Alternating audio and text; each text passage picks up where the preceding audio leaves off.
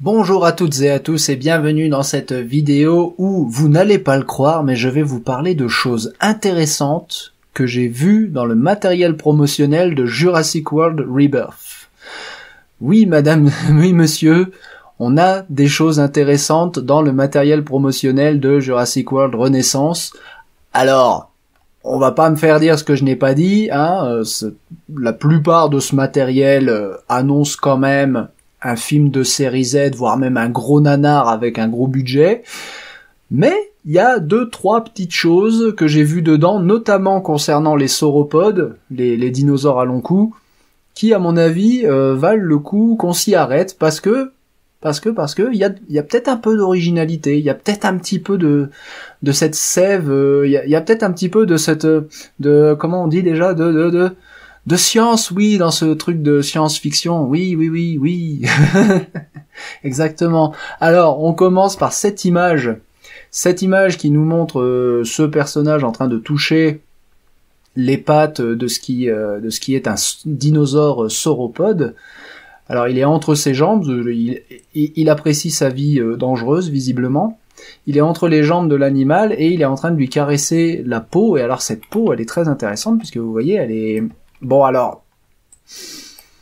un peu trop éléphantesque peut-être à mon goût, mais bon, ils avaient pas une peau d'éléphant, hein, les sauropodes, ils avaient une peau écailleuse, hein, vous voyez, là on voit bien, c'est un fragment de peau fossilisée de sauropode, et vous voyez bien les grosses écailles là, donc ils avaient vraiment une peau écailleuse. Là on a les écailles en filigrane, on va dire, de cette peau qui est généralement éléphantesque.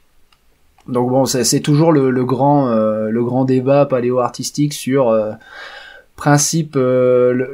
soit on applique le principe de modernité, et dans ce cas-là on lui donne une peau d'un gros animal moderne, celui d'un éléphant, ou alors on applique ce qu'on sait des fossiles et on lui donne une peau écailleuse. Bon, là ils sont restés le cul entre les deux chaises, c'est écailleux mais ça ressemble quand même à de l'éléphant.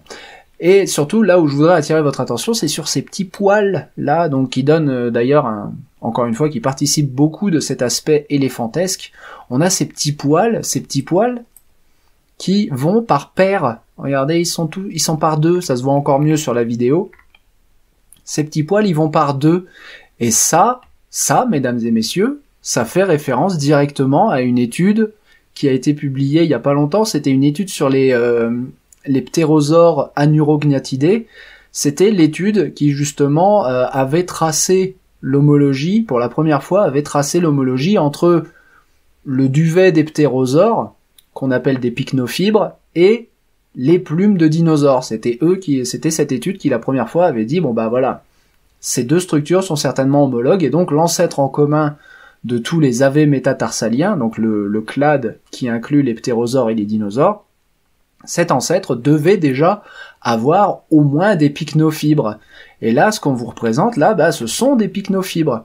Alors, on n'a jamais retrouvé ça hein, chez les sauropodes, mais bon, ça pourrait être un biais de préservation, ça pourrait être parce que bah, les plumes en l'occurrence, les pycnofibres, se préserveraient moins bien que les écailles qui sont quand même des structures cornées ultra solides.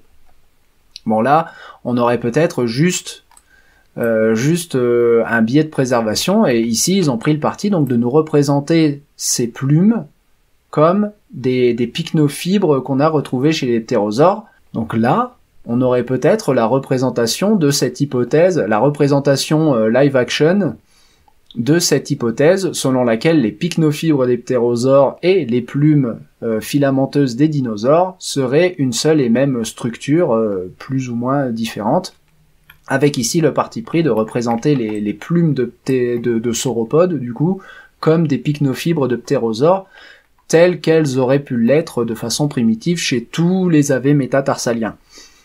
Et ça c'est bien, voilà.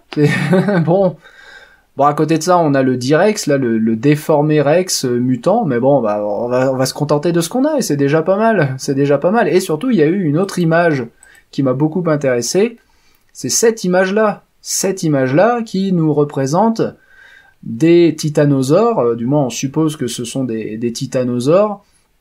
Bon alors ils ont raté les ostéodermes, normalement il est censé y avoir des ostéodermes, mais bon bah ils ont raté les ostéodermes, mais par contre un truc qu'ils n'ont pas raté c'est regardez là, il y a de la vie sur son dos. Alors évidemment, c'est limité par la résolution de la capture d'écran, hein, mais regardez là, il y a des mouettes sur son dos. Regardez, il y en a partout, il y a de la vie sur son dos, et ça, il y a aucun documentaire qui nous l'a fait, ça, même sur la Terre des dinosaures, il y a pas longtemps, là, j'en ai fait la critique qui, si vous l'avez pas compris, j'ai été beaucoup déçu sur la Terre des dinosaures. Et ça manquait sur la Terre des dinosaures, vous voyez, la vie sur le dos des sauropodes, là, non, ça devait être plein de parasites, là, partout, entre les replis de la peau et des écailles et tout ça. Ça devait être bourré de petites vermines qui devaient elles-mêmes se faire bouffer par des mangeurs de vermines, qui devaient eux-mêmes se faire bouffer par des ptérosaures, qui devaient eux-mêmes se faire bouffer par d'autres dinosaures. Si ça se trouve, les carnivores qui se baladaient, là, on a des empreintes de pas avec des carnivores qui se baladent, en suivant des groupes de sauropodes, mais si ça se trouve, ces carnivores, ils mangeaient pas les sauropodes, ils mangeaient les trucs qui vivaient sur le dos des sauropodes. Et ça, et voilà. Et pourquoi c'est dans Jurassic World Rebirth que je vois ça? Pourquoi c'est pas dans un documentaire que je vois ça? Hein? Vous allez me le dire, ça? Bon. Eh ben, c'est bien. C'est bien, voilà, du positif, ça va. Vous allez pas m'entendre dire beaucoup de choses positives sur Jurassic World Rebirth, alors savourez ce moment.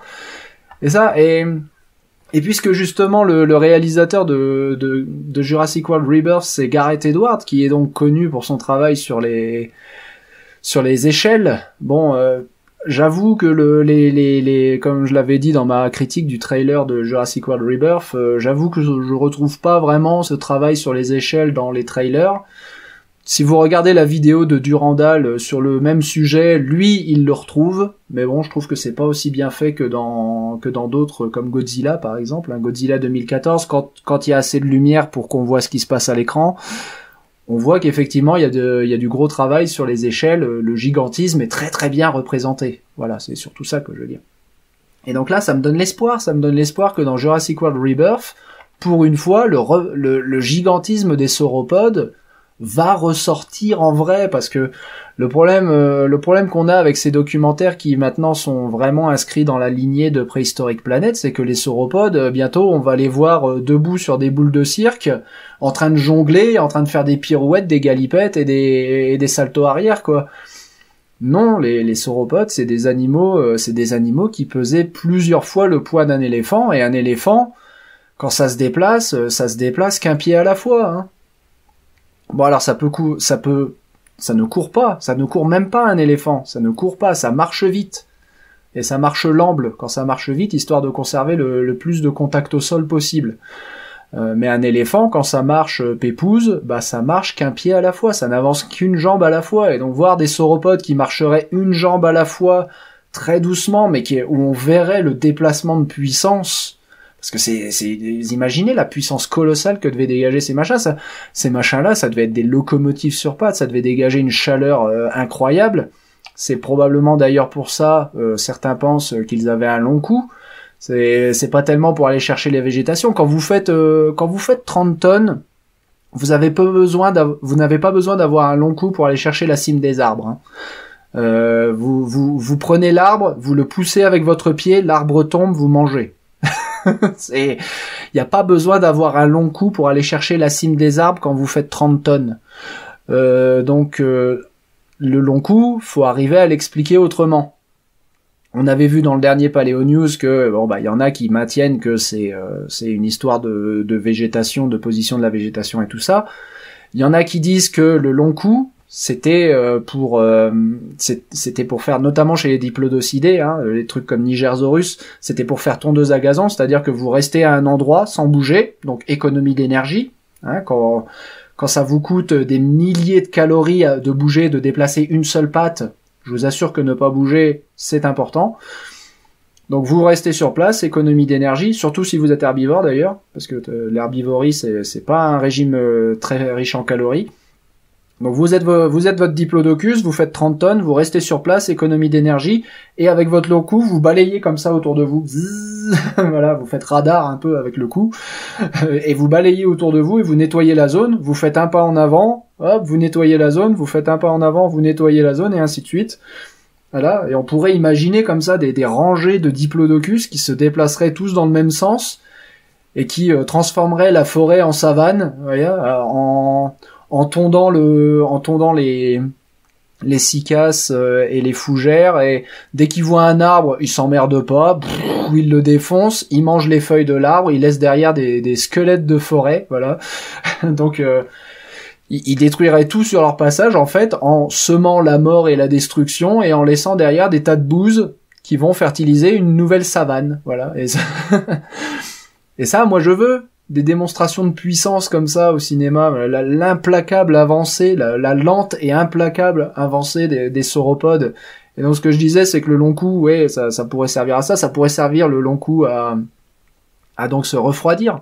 Parce que comme si vous n'avez qu'à abattre les arbres avec vos pieds, pourquoi vous auriez un long cou? Bah, vous avez des carotides immenses dans un cou très très long. Bon bah évacuation de la chaleur. Voilà, à travers les carotides immenses de ces longs coups. Ça pourrait. En plus, il y a des sacs aériens plein ces vertèbres là, les vertèbres cervicales, elles sont pleines de sacs aériens, donc c'était plein d'air qui circulait. Donc vous pourriez avoir un système à contre-courant à l'intérieur du cou qui refroidissait, qui réchauffait l'air qui va dans les poumons et qui refroidissait le sang qui allait vers le cerveau. Imaginez la chaleur que dégageait le simple fonctionnement de ces muscles.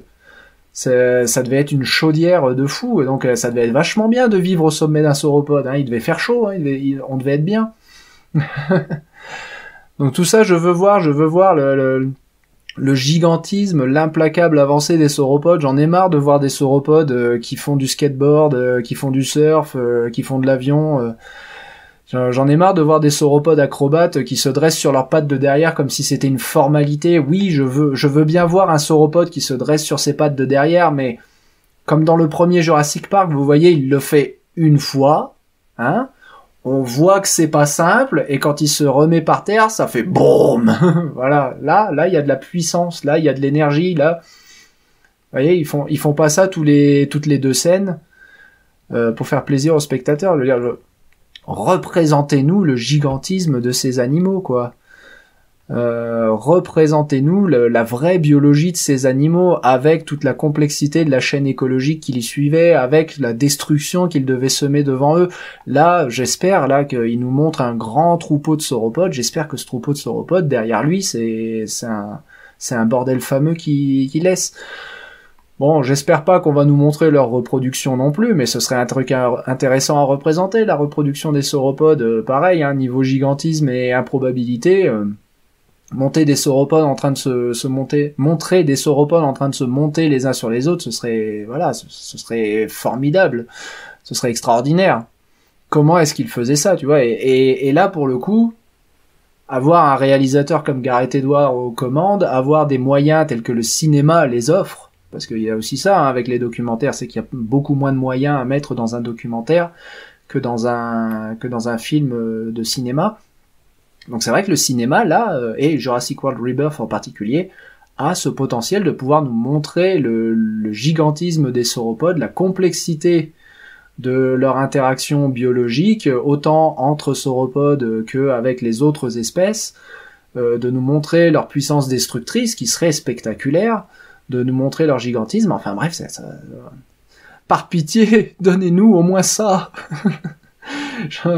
S'il te plaît, Gareth Edwards, donne-nous du gigantisme des sauropodes, fais autre chose que simplement nous refaire une redite de la scène du brachiosaure de Jurassic Park 1 qu'on nous resserre à tous les films Jurassic Park et Jurassic World, quoi. Pas juste, oh, il est gros, non, mais au moins ça, voilà, c'est des prises de vue comme ça où on voit la vie sur le dos du sauropode, me donne l'espoir que ce sera le cas. Voilà. Parce que pour l'instant, montrer du gigantisme sur un machin qui ressemble à un dinosaure, il y a que dans Godzilla que j'ai réussi à le voir, et pas dans tous les films, hein. Mais il y a vraiment que dans Godzilla qu'on arrive à sentir le gigantisme. Voilà, ceci est un appel à l'aide, par pitié, donnez-nous des sauropodes à la biologie sauropodesque. Merci à tous et à très bientôt sur notre chaîne, salut!